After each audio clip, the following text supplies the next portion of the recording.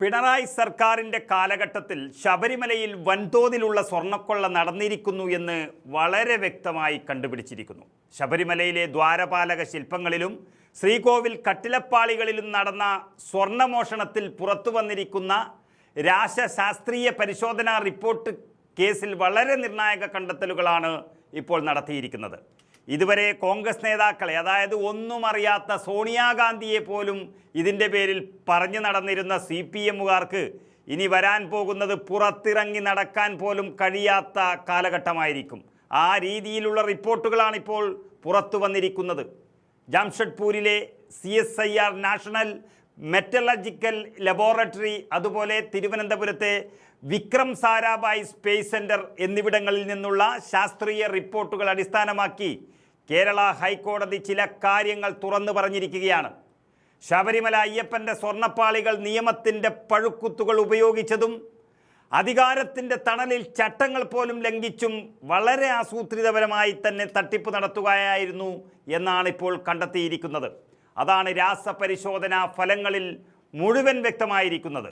അതായത് 1998 സമർപ്പിക്കപ്പെട്ട യഥാർത്ഥ സ്വർണ്ണപ്പാളികളിലെ രാസഘടനയും പിന്നീട് സ്വർണം പൂശാനെന്നും പറഞ്ഞു കൊണ്ടുപോയി 2019 അതായത് പിണറായിയുടെ കാലഘട്ടത്തിൽ കൊണ്ടുപോയി തിരിച്ചു കൊണ്ടുവന്ന ആ പാളികളിലെ നിക്കൽ, അതുപോലെ അക്രിലിക് പോളിമർ എന്നിവയുടെ സാന്നിധ്യവും തമ്മിലുള്ള വ്യത്യാസങ്ങൾ വലിയ തട്ടിപ്പാണ് എന്ന് വ്യക്തമാക്കിയിരിക്കുന്നു.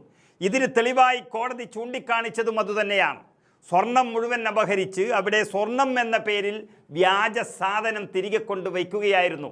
ഇതൊന്നും ദേവസ്വം മന്ത്രിയും അതുപോലെ മുഖ്യമന്ത്രിയും ഒന്നും അറിഞ്ഞിരുന്നില്ല എന്ന് പറഞ്ഞാൽ അത് വിശ്വസിക്കാൻ വിശ്വാസികൾ അത്ര മണ്ടന്മാരൊന്നുമല്ല. അതായത് ഈ ലോകോത്തര കള്ളന്മാരെ പോലും ഞെട്ടിപ്പിക്കുന്ന തരത്തിലാണ് ഇതിൽ പാർട്ടി സഖാക്കൾ ഉദ്യോഗസ്ഥരുടെ കൂടെ ചേർന്ന് ഈ കൊള്ള നടത്തിയിരിക്കുന്നത്.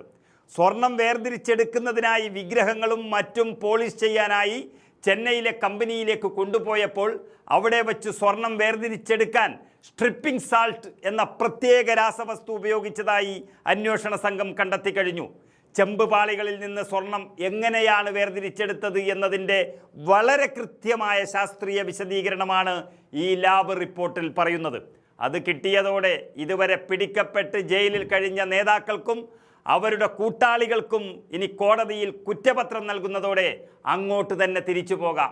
എത്രയും പെട്ടെന്ന് തന്നെ കുറ്റപത്രം, അതായത് 1 മാസത്തിനുള്ളിൽ കുറ്റപത്രം സമർപ്പിക്കാനാണ് കോടതി അന്ത്യശാസനം പോലെ നൽകിയിരിക്കുന്നത്.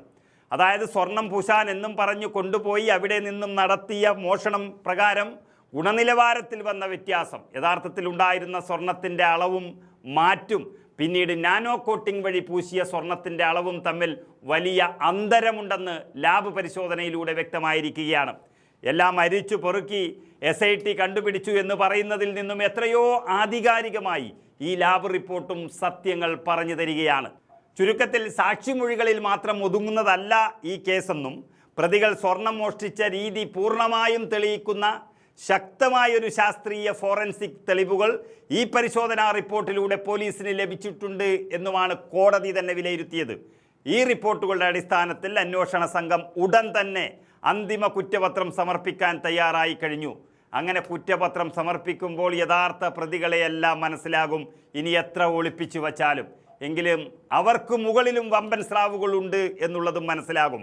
അതൊരു പക്ഷേ രാസപരിശോധനയിൽ അറിയില്ലെങ്കിലും ഒരന്വേഷണം കൂടി വേണ്ടിവരും വമ്പന്മാരെ പിടിക്കാൻ എന്നുള്ള സൂചനയും പുറത്തു വരുന്നു. ഏതായാലും ദേവസ്വം ബോർഡ് പ്രസിഡന്റുമാർ അകത്താകുന്ന കേസിൽ അതിനു മുകളിലുള്ളവരുടെ പേര് ഇനി എത്ര ഒളിപ്പിക്കാൻ നോക്കിയാലും 1 മാസം കഴിയുമ്പോഴേക്കും പുറത്തു വരിക തന്നെ ചെയ്യും.